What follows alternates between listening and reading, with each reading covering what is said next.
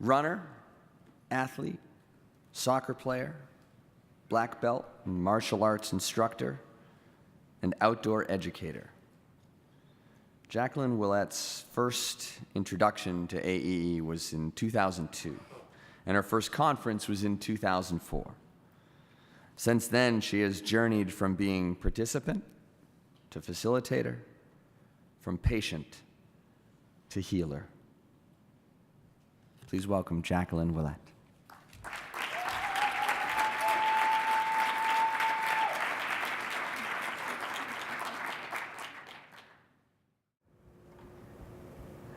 There we go. Hello. Good morning. I want to take you to the year 2006. In August of 2006, I was standing in the Wind River Range in Wyoming, and I was living my dream. This is a dream that I had for 10 years. I worked really hard to become a NOLS instructor. As I stood in those mountains looking out into the snowy peaks around me, I was a big fan of hot drinks then, and I had my hot drink and a coffee, and me and the other instructors poured a little bit of the coffee onto the earth and celebrating that we had the best job in the whole entire world. I thought being a NOLS instructor was pretty badass. And so we celebrated. It was awesome. And I didn't know that within a month, I would go from living that dream in those mountains to living my nightmare. In 3 weeks, 3 short weeks, I went from the 30-day Wind River expedition to pretty much bedbound. I was diagnosed with chronic late-stage neurologic Lyme disease. And I was bedridden for 2.5 years. While I was in bed, I just disintegrated. My body started to fall apart. My neurologic system was affected. I had Lyme encephalitis and meningitis. So the Lyme had gotten into my central nervous system and caused neurologic damage. It caused brain swelling. I couldn't even remember my sisters' names. I would look at them and recognize them as familiar to me, but I couldn't recall who they were. I lived in this nightmare, in this bed, unable to move for 2.5 years. And I went to doctor after doctor. I traveled all over the Northeast. My parents, my aunts, my sisters had to bring me to these doctor's appointments because I couldn't drive. And the doctors told me, we've done all we can do. There's nothing else we can do for you. You're going to have to learn to live like this. At the age of 26, I was deemed totally disabled, totally and permanently disabled at 26 years old, within a few short years. And I believed that. I believed those doctors. I watched as my body disintegrated, and I found myself in this new body, new world. I had blankets on the windows because the light hurt my eyes. I had earplugs in my ears because the sound was so excruciating. It caused pain in my body. And nobody could help. There's no known cure. There still is no known cure for chronic neurologic Lyme disease. Actually, many doctors don't even think it exists.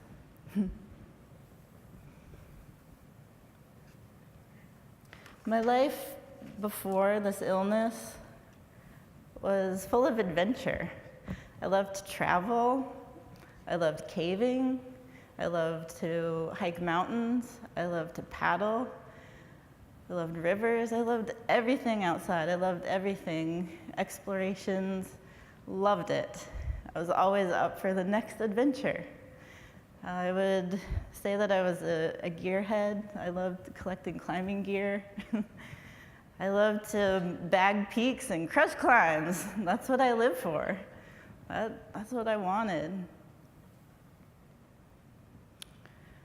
My rehabilitation and recovery was long. I had to make a choice that, I could live the way that these doctors said that I was going to live the rest of my life in bed. But there was something inside of me, a little spark, that didn't actually believe that what they were saying was true. So I began this journey of recovery. I was put into neurologic rehab for about 2.5 years, and I had to learn how to talk again. I had to learn how to walk. At one point, they had me working on the physical. There was like a bike, and I was pedaling my arms, and the recreation therapist was filling in that day, and she said, "Wow, you're doing so great." And I'm like this, like, "What? This is great." I used to paddle for 10 days. No problem. This is not great. And I told her what I used to do. She had no idea. And she invited me to participate in an adaptive sports program. I had volunteered for these programs before, and never would I have thought that I'd be a participant, but I said I would do it. And the first thing she said, we go canoeing. I'll pick you up, and we'll go canoe. It's like, great, I love canoeing. And we get there, and there's a kayak. I'm like, I don't know how to kayak. And he said, canoe. And so anyways, it was a double kayak, and she sat in the back, and I sat in the front, and I did my best to just get that paddle in the water, and I'd rest, and she'd paddle. My goal was there's an eagle's nest out in the pond a little way. But we didn't get there the first time. We didn't get there the second time. I think it took all summer before we actually got out to see those eagles. Lucky they were still there. But I'd go out and come back, and then, even just 10 minutes paddling, I'd have to lay on the beach. Everybody else would have their lunch, and I put my earplugs in and laid on the beach, and I had to rest and recover. And slowly that built my strength, but really what that did was it built my spirit. It lifted me enough so that I could have that little bit of hope that could grow just a little bit more. And then winter came, so no more kayaking, no more canoeing. But I ended up going snowboarding. I'd never snowboarded before in my life. And these volunteers met me week after week. And I'd be on the board I couldn't feel my feet at the time, so imagine trying to snowboard, and then also you can't really feel your feet or below your knees.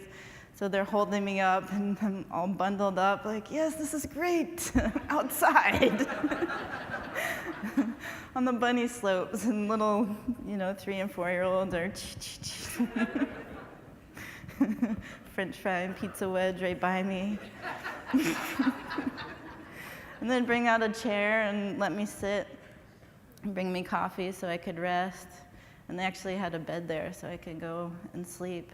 Because my nervous system was just so overworked that any interaction with people, any conversation, any activity made me so exhausted.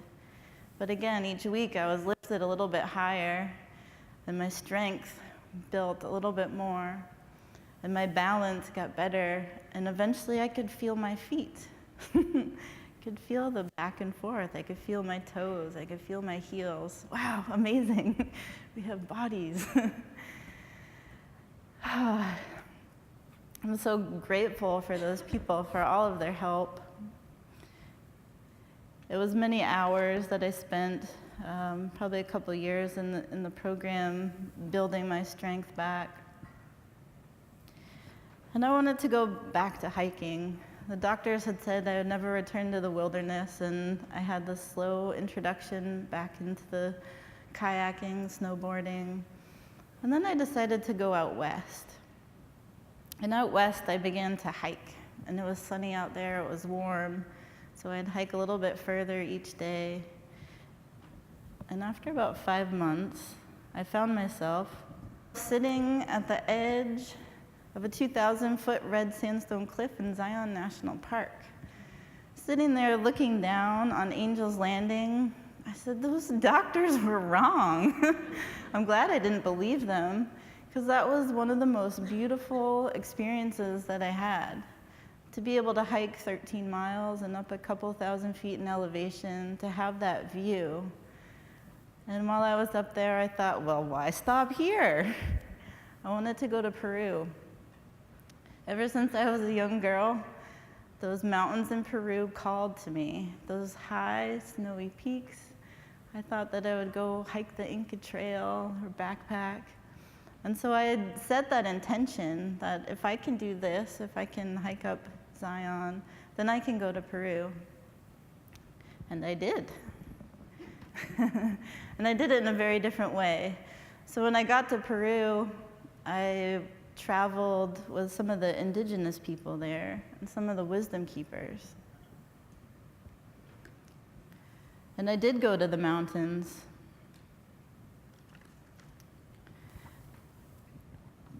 When I got to Peru, I was welcomed by these people that just had the brightest colors. They had the most beautiful clothing. Their language was an ancient language, it's a vibrational language, and it touched my heart. I felt more alive than I have ever felt in my life. They welcomed me into their spiritual culture. I visited some of the power centers. We hiked mountains and went to these places that had been sacred places since before the Inca. We climbed up onto these rock mesas. They called them huacas, where the energy comes out of the earth. And to be there, looking around at all those beautiful mountains, was absolutely amazing. We went up a mountain called Mount Pachitusan.